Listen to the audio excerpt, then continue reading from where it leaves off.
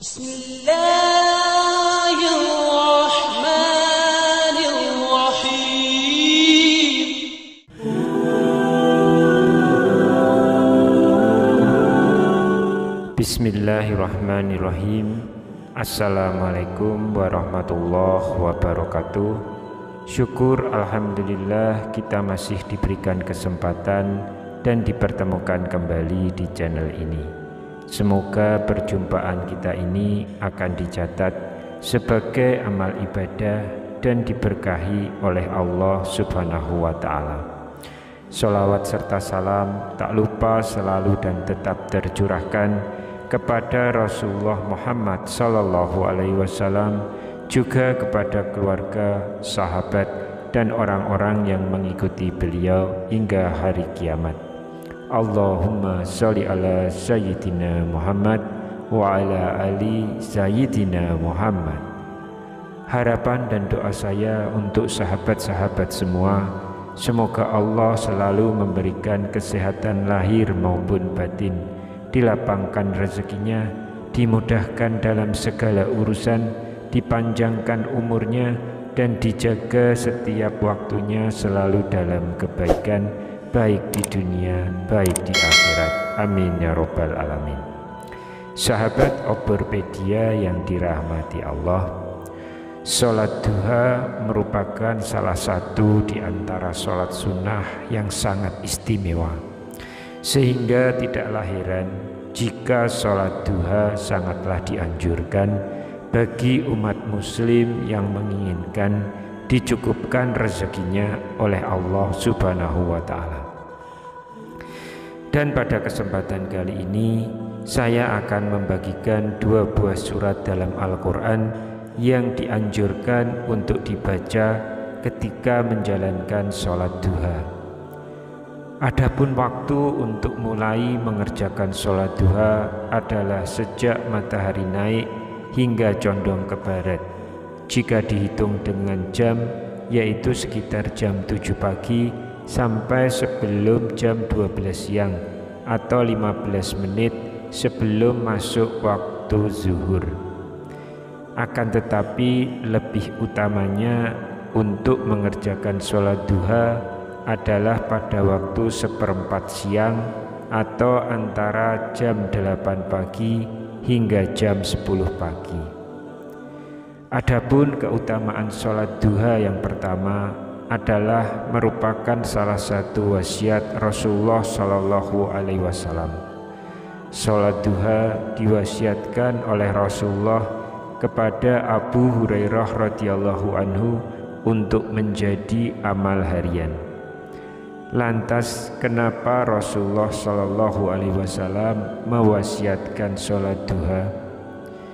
Jadi ketahuilah bahwa barang siapa yang mengerjakan sholat duha karena Allah, maka insya Allah orang tersebut akan dicukupkan rezekinya oleh Allah dan bisa menjadi bekal amal soleh saat kita menghadap kepada Sang Pencipta. Lalu keutamaan yang kedua adalah pahalanya seperti bersedekah pada tiap ruas tulang-tulang Bani Adam. Karena sejatinya di dalam tubuh manusia terdapat 360 persendian, dan maksud seperti bersedekah pada tiap ruas tulang adalah kita akan mendapatkan pahala yang sangat banyak, layaknya persendian yang ada pada tubuh kita. Kalau diibaratkan dengan mengerjakan sholat duha, seluruh persendian di tubuh kita akan bergerak, dan setiap gerakan dari tubuh kita akan dihitung sebagai sedekah. Sebagaimana Rasulullah Shallallahu alaihi wasallam bersabda, pada pagi hari diharuskan bagi seluruh persendian di antara kalian untuk bersedekah. Setiap bacaan tasbih subhanallah bisa sebagai sedekah. Setiap bacaan tahmid alhamdulillah bisa sebagai sedekah. Setiap bacaan tahlil la ilaha illallah bisa sebagai sedekah. Dan setiap bacaan takbir Allahu Akbar juga bisa sebagai sedekah. Begitu pula amar ma'ruf, mengajak pada ketaatan, dan nahi mungkar, melarang dari kemungkaran adalah sedekah.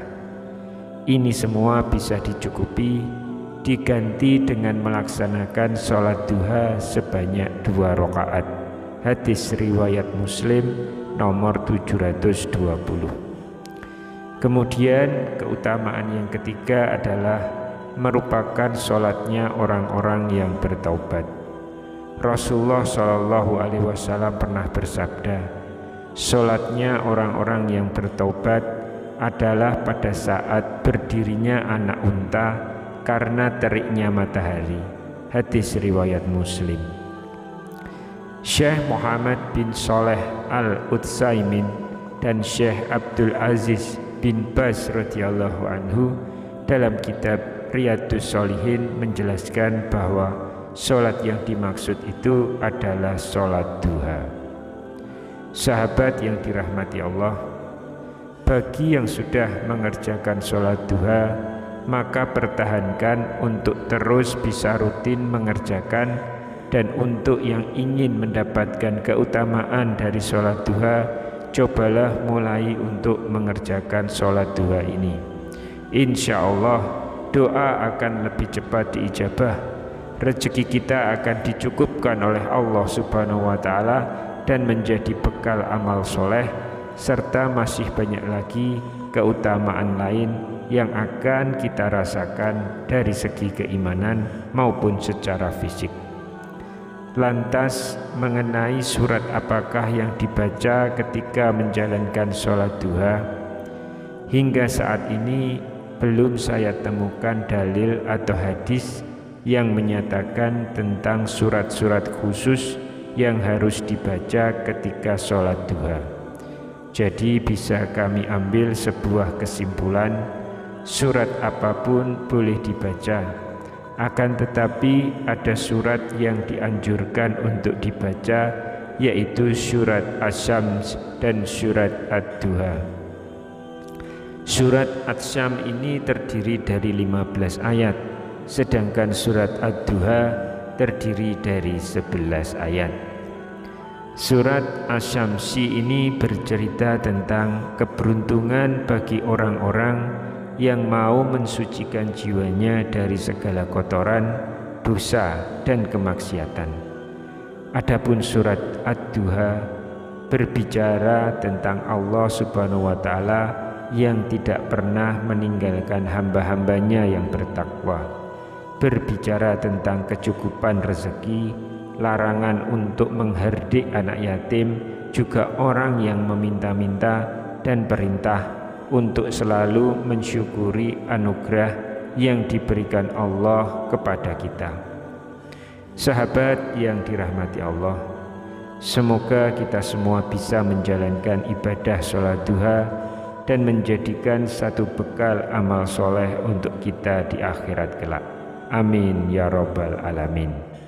Assalamualaikum warahmatullahi wabarakatuh.